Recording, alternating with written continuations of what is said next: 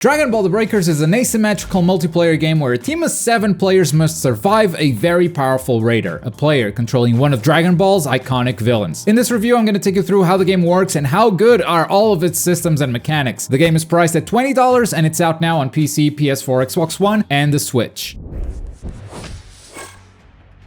Gameplay is very different depending on whether you're playing as a survivor or as the terrifying raider. So let's start with a survivor. First, you create your own character. The character creation is decent, there's a good amount of hair options and a lot of color customization to create your own human within the Dragon Ball universe. But everybody will end up with very similar body types, so it's not anything crazy. When you jump into a match as a survivor, there are a few ways for you to win a game. The first is to find 5 power keys spread throughout the map and planting them to activate the Super Time Machine. If the Super Time Machine bar is filled up, it will correct the timeline and everyone will be safe. The second way to win is by defeating the raider. As a survivor, you can temporarily power up by embodying the powers of your favorite Dragon Ball characters for a very short period of time. If you power up enough by gathering these orange energy cubes during the match and group up on the raider, it is possible to inflict significant damage, and it's even better if you find the Dragon Balls and make someone else go even further beyond. The third method is a minor victory. After enough survivors have fallen or the Super Time Machine has been destroyed, smaller time machines will be deployed. It might be hard for everyone to escape on these smaller time machines, but at least it won't be a complete wipeout. On the other hand, the raider is a bit more straightforward. The way to win is by eliminating every survivor or by letting the time run out. If a few survivors escape in the smaller time machines, it's still considered a victory, but you know that deep down, those worms should not have escaped. Every survivor has the ability to climb any surface, but more often than not, you'll see them flying or zipping around. And that's because survivors can equip up to 4 active skills that give them extra mobility or survivability in case the raider finds them. This also helps them explore to find the power keys, to level up their dragon spirit, or to find the Dragon Balls. There are also special survivor skins like Bulma or Oolong that come with their own exclusive abilities. A survivor's game plan must be very flexible, because it depends on the items that you can find in the early game. If you find the Dragon Radar, maybe going for the Dragon Balls is the best way to win. If you find a Key Radar, you're gonna be the dedicated key finder. It's important to stay flexible and keep an eye out for what the team needs. Sometimes you need to stop what you're doing to revive fallen teammates and assisting in placing keys even if you were not the one to find them. The raider has a lot more mobility and is a lot stronger than any survivor individually. They can fly freely through the map, they can also open chests but can't pick up any items that aren't radars. And as they defeat survivors or civilians, they can evolve into a stronger state, giving them new special abilities, making it easier to defeat those pesky humans. Raiders play very uniquely depending on who you pick. For instance, Cell starts as a larva. He's very weak at first, but that makes it easier for him to evolve into his second form. Frieza can finish off survivors from a distance, so he doesn't have to get close for that killing blow. And when Super Buu is about to evolve, he absorbs every living survivor into his own body until they free Majin Buu, causing him to evolve into his final Kid Buu form. These are just examples because raiders are easily the most unique characters in the entire game. The basics of gameplay really work, and there are enough mechanics at play during any given game that things can go in a wide variety of directions. And that does help make games feel very unique. However, in these types of games, there's always a balance concern. 7v1 games are going to require team coordination, so naturally the raider will feel very powerful when you first start playing. Over time, as you learn how to play the survivor, things change a bit, but you're always going to have to rely on the teammates that you got matched with. And while the power of the raider is more or less set in stone, the power of the survivors can vary wildly because this game has a gacha system. And most of your skills and abilities as a survivor are going to come out of these random drops, which creates an impossible balancing problem. Do you balance the game for a new survivor who just started playing, or for a whale that has pulled for every single possible ability? Given this issue, this game becomes more of a party game than anything to be taken very seriously, and that's okay as long as the game is fun to both win and lose. Unfortunately, that's not always the case, but the base gameplay isn't to blame for it, so let's talk about what this game delivers.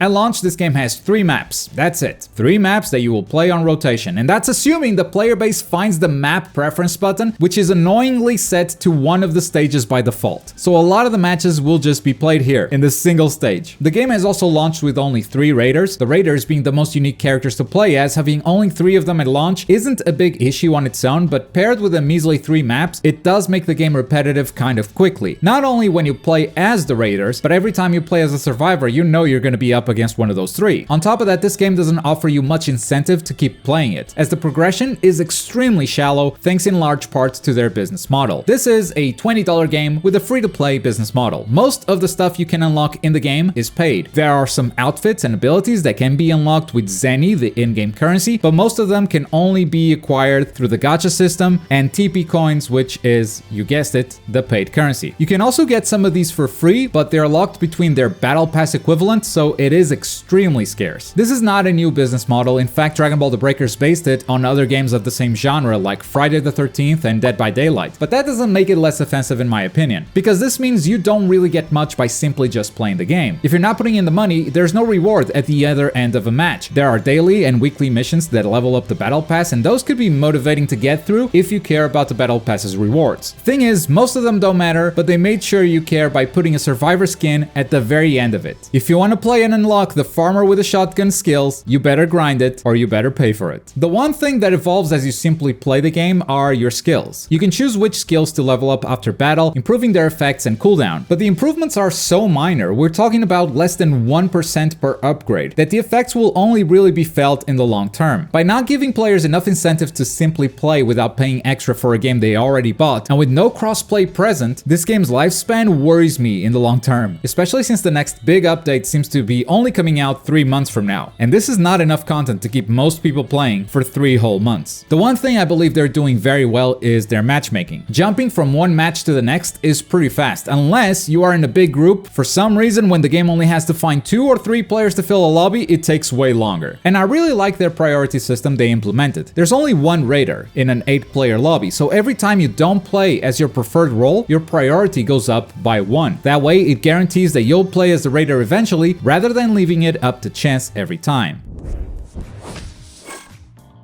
This game doesn't have amazing graphics to pull you in. While practical, it certainly doesn't look like a modern game by any standard. You can definitely see a lot of reused assets from Dragon Ball Xenoverse, but since this is quite a departure from your typical Dragon Ball game, maybe it was the way they found to keep the project cost effective. It does run really well though, it's super well optimized without any frame drops or performance issues. As for the soundtrack, I like the direction they went with it for the most part. Most of the game is quiet, with music only popping in at tense moments, when the raider is preparing for a big attack, or when you transform to fight against them. Here comes a pain.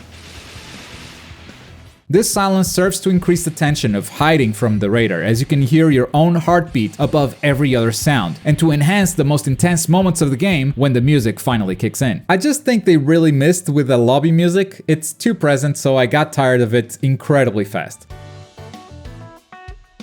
It's not a bad song, it's just a bad lobby song for how loud it can be after listening to it 20 times in a row. With all that said, it's time to score this game, and if you're new here, we use letters for our review scores, from F, which is really bad, all the way up to A, which is really good. And this is my score for Dragon Ball The Breakers. Let the Carnival of Terror begin. This game is really fun to play if you take it for what it is. A party game capable of creating some ridiculous moments and interactions between survivors and the most powerful Dragon Ball villains. However, the lack of incentive to play without spending money, given the extremely greedy business model, makes it hard to commit to it long term. And the lack of crossplay has me worried about this game's future. And that's my review for Dragon Ball The Breakers. If you've tried it out, let the folks know what you thought of it in the comments below. That way, if someone finds this video looking to buy this game, they have my opinion, but they can read yours as well. And as always, thank you very much for watching. My name's Globku, and I'll see you next time. Bye!